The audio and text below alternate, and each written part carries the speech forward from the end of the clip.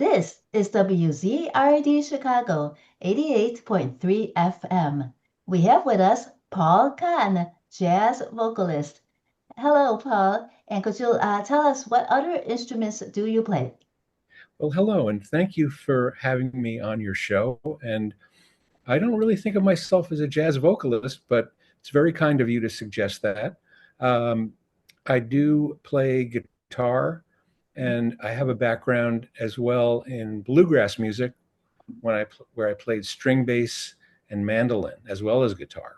Oh, However, on this current project, Willingness, my new album, I just sing. yes, exactly. That made me think that you're a jazz vocalist. So you do sing, and do you play any other instruments on this album, on Willingness?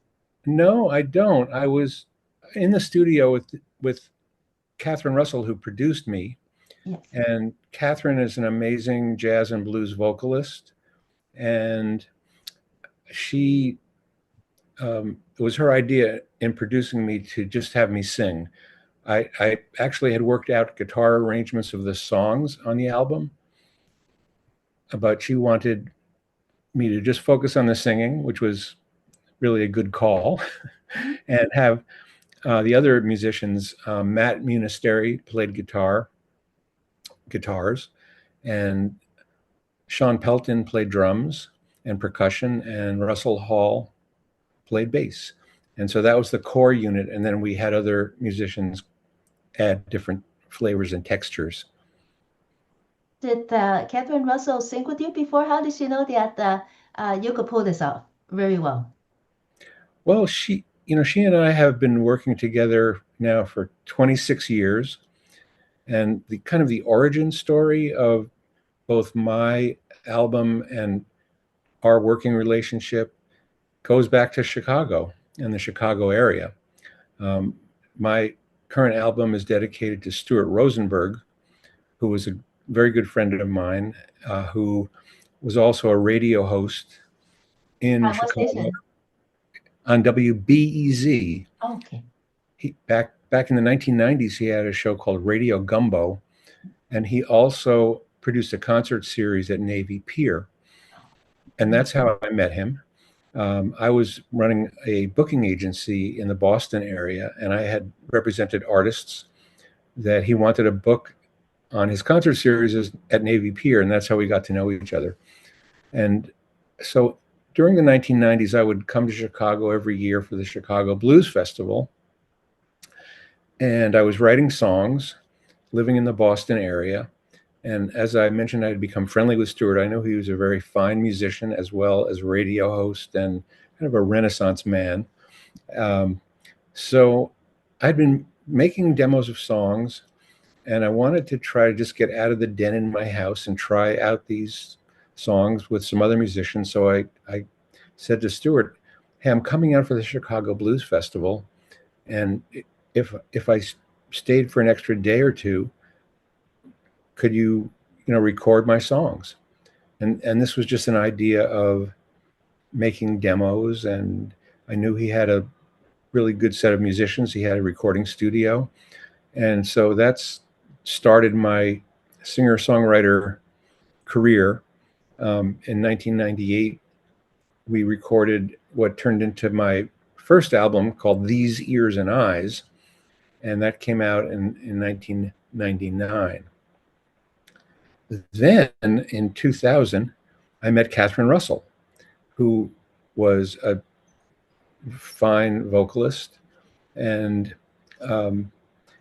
she and I played some gigs together. I was playing guitar, she was playing mandolin, and we were singing together. And then she got offered to tour with David Bowie as Wow. and so she toured as a member of David Bowie's last touring band in early 2002 and 2003. And then when that ended, I said to Catherine, the one thing you haven't done is record your own album. And we were trying to figure out how to do it. And I thought of Stuart, I said, I have this friend in Chicago area, has a studio and good musicians. Just give me 14 songs and we'll go out there and record them. And that turned into Catherine's recording career as a solo artist. Her first album was recorded by the same Stuart Rosenberg who had recorded my first album. And so So your first album was of vocals or of instruments? that was vocals, and I played guitar, and there were other instruments. Stuart had a band of very top-notch Chicago area musicians, including Morris Jennings on drums and Dick Bunn on bass. And he assembled the sessions.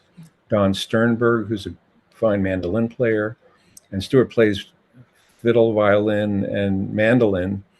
And so we recorded the songs, and then I went back to Boston, and he kind of mixed them and added some arrangements and instrumentation. That turned into my first album. So he was a very dear friend, and as I said, he was responsible for launching both my recording career and Catherine Russell's recording career. And unfortunately, he passed away in May of 2024, just a little over 2 years ago. And I went to Chicago for his memorial. And it was an overflowing synagogue on the north side of Chicago. And the officiant was also a musician who had played on my demos, a cantor named Randy. And in his comments about Stuart, the message that he said is that, we need to embrace our creativity. And that was his eulogy to Stuart.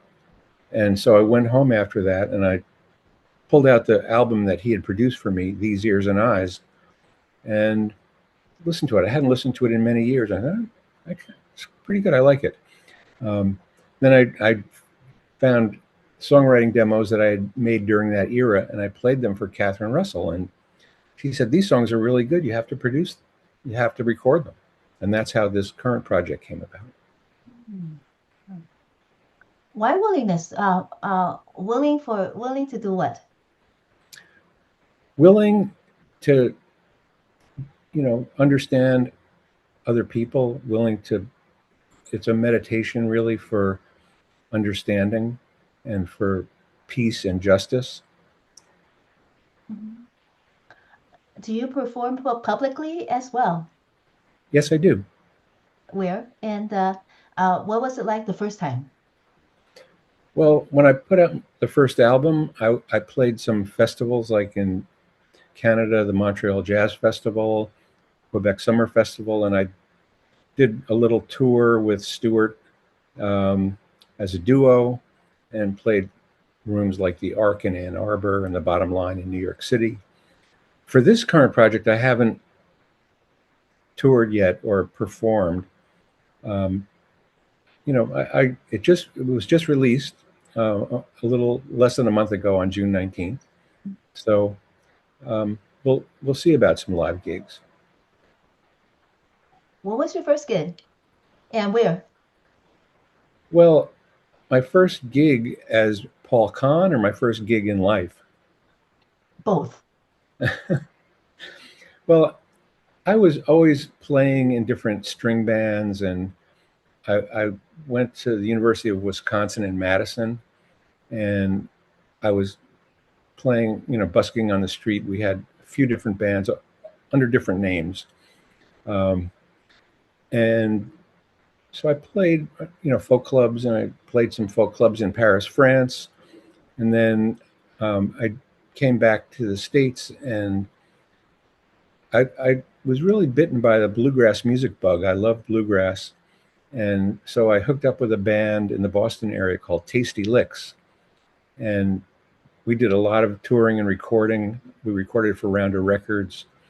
The banjo player in the band was a teenager named Béla Fleck, who is quite, famous and well known in his own right these many years later, and has had a great career. So I played in that band. We recorded, and then I kind of put that all that recording and touring on the shelf, and I started a music booking and management agency called Concerted Efforts. That was in 1979. Why the career shift? What happened? Well, actually, what happened was my wife got pregnant, and she kind of asked me, "Do you want to be on the road in a bluegrass band, or do you want to be home and see your son grow up?" She gave me the choice, and at that point, I was ready to kind of get off the road and be a dad, and so I gave the band notice, and I said, I had been booking them and getting their gigs, so I said, I'll continue booking you, and that's how I started Concerted Efforts, the booking agency. But then you returned to singing, returned to performing. What happened there? Well, I was at the point of having this agency for about 20 years, the 20th anniversary. I had been writing songs, as I said, and making demos. And then I hooked up with Stuart Rosenberg, released an album, and then I started doing gigs again. So that was around 1999? 1998, 1999, Wow. 2000. In 2000, I met Catherine Russell 26 years ago. And since then, I've produced or co-produced 9 of 10 Catherine Russell albums. So her new album just came out. It's called Live at Jazz at Lincoln Center. Oh, nice. And she's fantastically talented, 3-time Grammy nominated.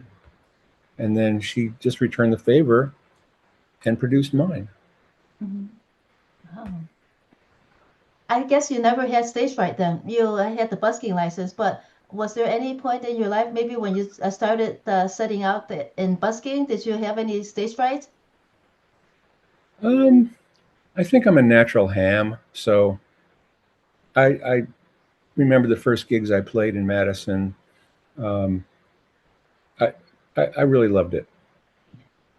And what started you singing? What kind of a voice training do you have? None. So even afterwards, after you recorded an album, did you have any mentor, any coach, vocal coach? I did have a few coaching lessons with really fine vocalists, but I wouldn't say that I was really focusing on my singing. And in fact, the focus was really on songwriting, and I was recording the songs in the hope that maybe some other singers, real singers, would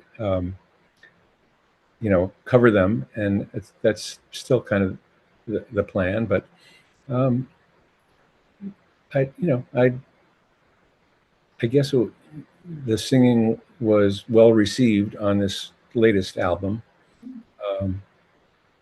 so I'm happy about that. What's your favorite song on the album? Well, I think Willingness, the title track. Yes. And so were you activist? Are you an activist? Is this in the back of your mind, peace and justice and kindness? So what motivates you? Well, what motivates me is bringing people together and trying to create community, through music. I think music, my whole career in terms of booking other artists and bringing their music to audiences is really my life's calling. I've just taken on a new management client who's a fantastic Cuban singer-songwriter who performs with his daughter, and this past weekend they played at the Montana Folk Festival, and that gives me a lot of pleasure and a lot of joy. Of course, I follow politics, and I'm interested in what's happening in the world. And I'm very upset by like what's happening right now to Cuba. But I think my way of trying to address that is by bringing some really great Cuban music to audiences who might not otherwise be exposed to it. And again, that's a way to, create a human community and have peace and understanding. Do you feel that music could help bring peace to the community? I do. Are there any songs that come to mind, or maybe songs that you wrote that you feel have that universal peaceful element to it? Well, I think Willingness, the title track to the album, does. Um, I feel like all of my songs have somewhat of a spiritual base. And Staying on My Sleeve, the first track on Willingness, is one. My first album is titled These Ears and Eyes, which is somewhat of a bluegrass gospel song. But I think I'm kind of yearning in songs that I write for identity and self-awareness, and for being realized as a good and a whole person. Oftentimes, in police meetings, the police told the attendees, you're the eyes and ears of our community. Let us know what's happening so that we could help you. So, but you call your album These Ears and Eyes. So what is the rationale behind that? Was the eyes and ears your initial title? Did you purposefully invert that phrase, or what's the message behind the title? Behind These Ears and Eyes, Yes. I think it's that these ears and eyes are portals to receiving maybe a gift or communication with a higher power.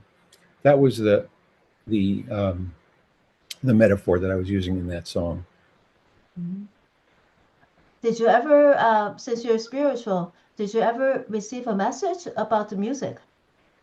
Did you feel that you might have received some message from powers above about your music, about what you're writing? Well, that's exactly what These Ears and Eyes was manifesting, and the answer is yes. I mean, I feel like music is a mystery. Melodies come from somewhere. As a songwriter, I just feel like it's a magical, mysterious process. Well, before you wrote, you must have listened to music, and that must have inspired you. Are there songs in the past that you loved that invoke the same message for you?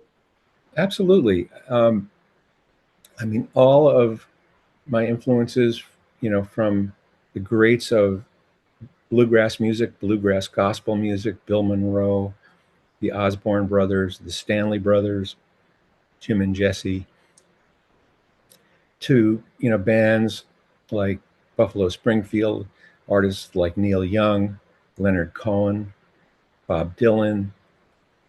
I mean, great, great songwriters and artists. Did you ever meet Leonard Cohen? Um, I think I may have met him at one point. He had a huge career comeback, and the keyboard player and musical director of his band during his comeback invited Catherine and myself to the show. He played at Madison Square Garden. Um, that musician's name is Neil Larson, and Neil, we loved the show. It was just fantastic. We went backstage afterwards. I don't think we got to meet Leonard, but we did, meet Neil, who was a friend, and it was a very inspiring evening of music. Are there any songs of Leonard Cohen's that inspired you? Um, Too many to mention, but Hallelujah is, probably his most famous song.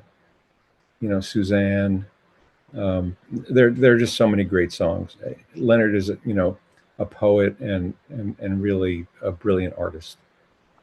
What about you? Do you write your lyrics first? Do you start with poetry, or do you start with a melody or a mixture? It's sort of a mixture. What about the song Willingness? What did that start with?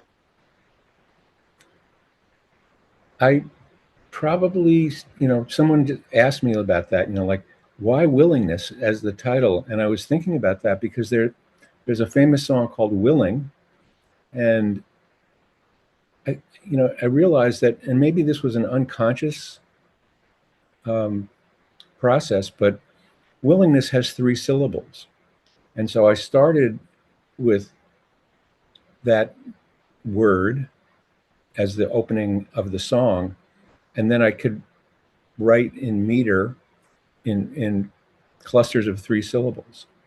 So willingness to take a risk, to right a wrong, to get along. That's how it kind of developed. And I thought that was an interesting question. This jazz vocalist asked me, why willingness? And I had to think about it. Maybe that was the reason. Do you know Dave Flippo? Who? Dave Flippo. No. No, because he has an album, Tao Tunes, and then it's a kind of spiritual too, with little jazz short songs about the elements of the Tao Te Ching, and then of course your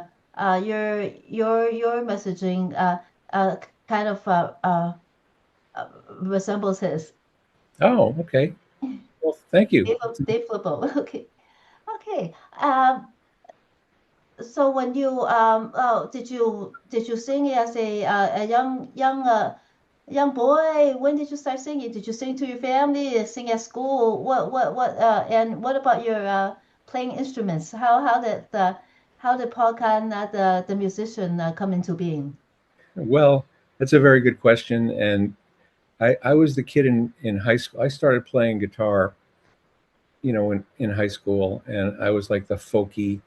I grew up in the New York City area, and I kind of related to the folk scene in Greenwich Village Yes. and followed artists like Dave Van Ronk and Patrick Sky.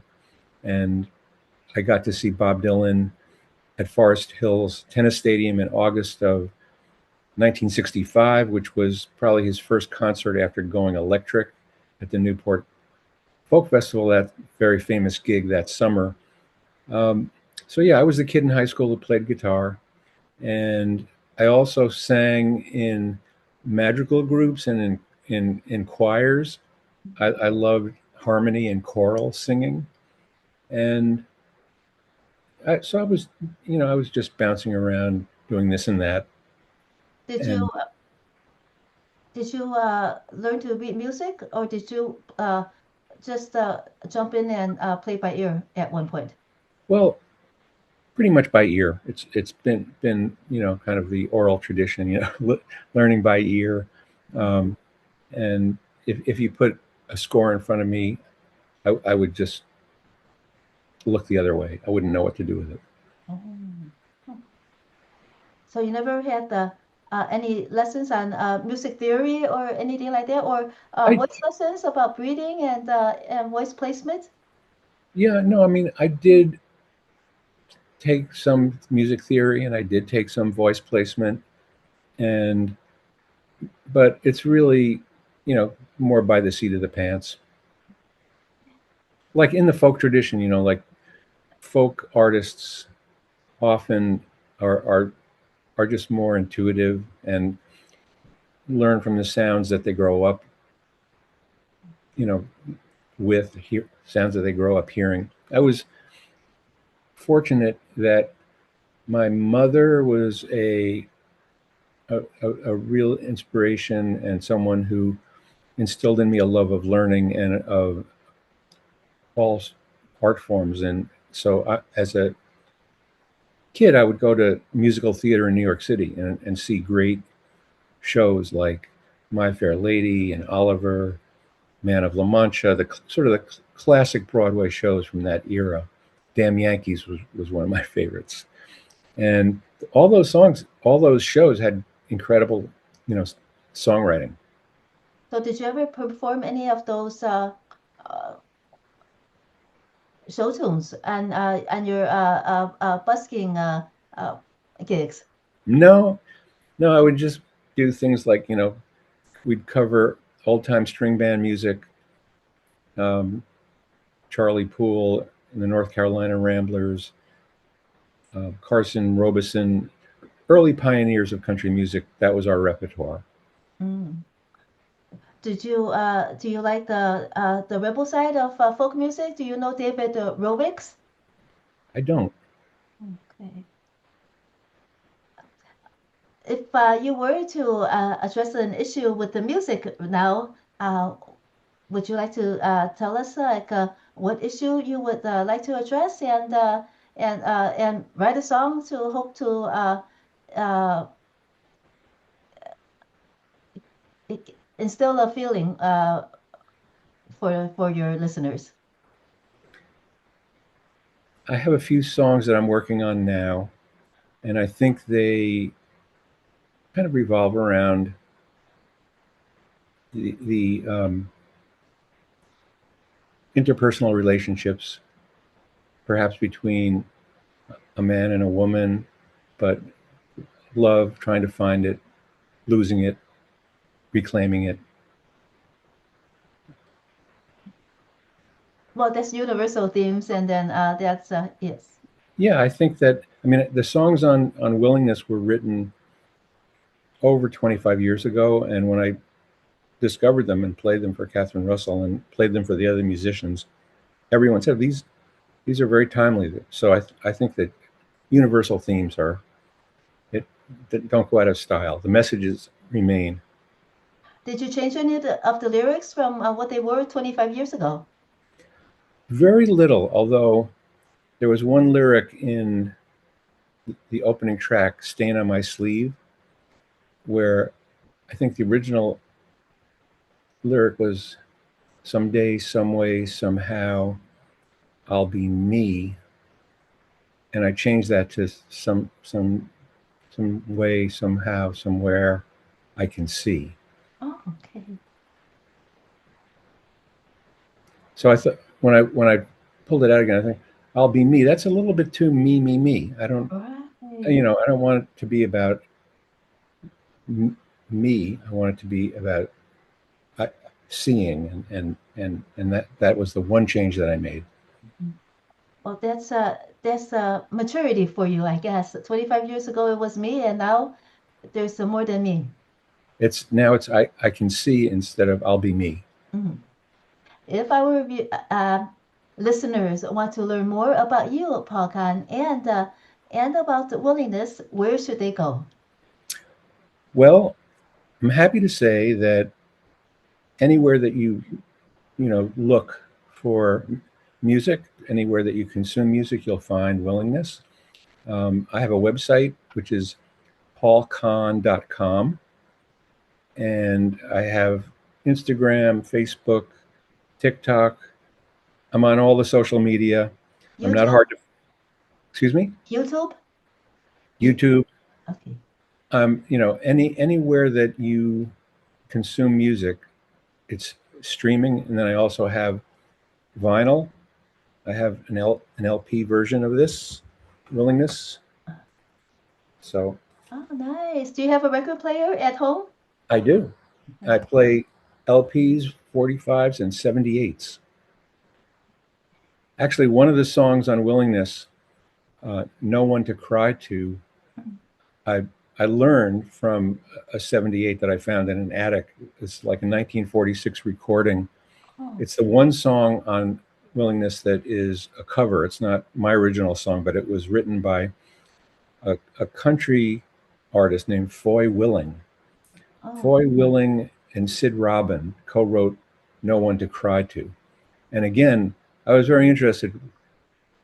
So Foy Willing, and my album is Willingness, and that all happened just synergistically. It wasn't planned, but I was very taken by Foy Willing's recording on Decca in 1946 of No One to Cry To, and it's only you can only hear it on a 78. It's not streaming anywhere. The song has been covered by Sons of the Pioneers, by Ray Charles, by Edie Gourmet, by many singers before I covered it.